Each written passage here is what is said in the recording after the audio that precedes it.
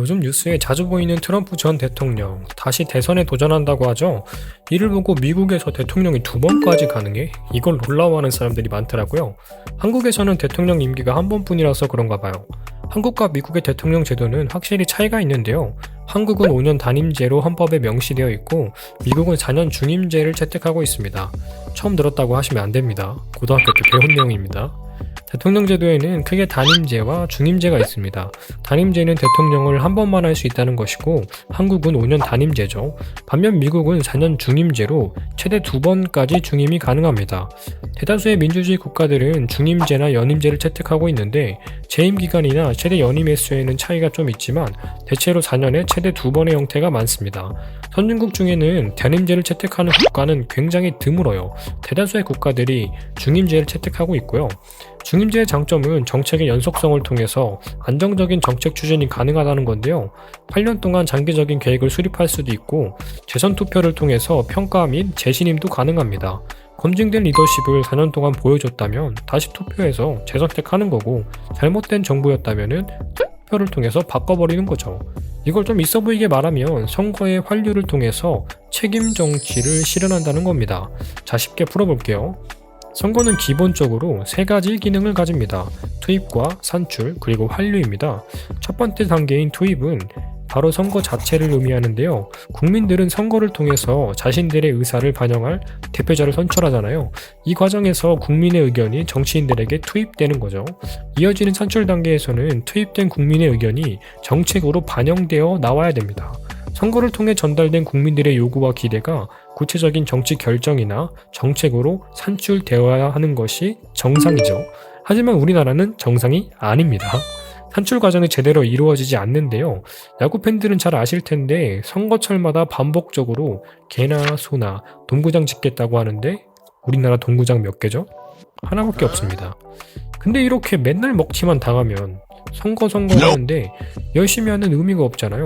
그래서 선거는 하나의 기능이 더 있어야 됩니다. 그것이 환류입니다. 환류는 일종의 평가 및 재신임 과정인데요. 내가 뽑은 대표자가 하는 꼬라지를 보고 평가한 다음에 재신임을 할지 안 할지를 결정하는 거죠. 재신임을 하지 않는다면 다른 대표자에게 선거 투표를 하면 되고요. 결과가 훌륭했다면 다시 동일한 대표자에게 선거함으로써 환류의 기능을 해주는 겁니다. 환류는 일종의 견제 기능도 하는데요. 내가 뽑은 대표자가 독단적인 정치를 하지 못하게 막는 거죠. 예를 들면 대통령 중임제라면 그 대통령들은 재임 기간 동안에 다음 선거를 염두에 두고 정치를 할 수밖에 없습니다. 왜냐하면 한 번 더 해먹어야 되니까요. 이처럼 대통령에게는 막강한 권한이 주어지기 때문에 중임제를 통해서 투입, 산출, 환류의 3박자를 잘 버무려서 대통령 선출과 지지, 견제까지 하나의 메커니즘으로 돌아갈 수 있게 해줘야 됩니다. 그래서 대다수의 국가들은 중임제를 채택하고 있고요. 이걸 반대로 생각해보면 대통령 단임제의 장점과 단점도 알 수 있는데요. 단임제의 핵심은 독재 방지에 있습니다. 중임제나 연임제는 어쨌든 한 대통령이 여러 번 해먹을 수 있지만 단임제는 딱 한 번만 해먹을 수 있잖아요. 독재를 시스템적으로 원천 봉쇄해버리는 겁니다.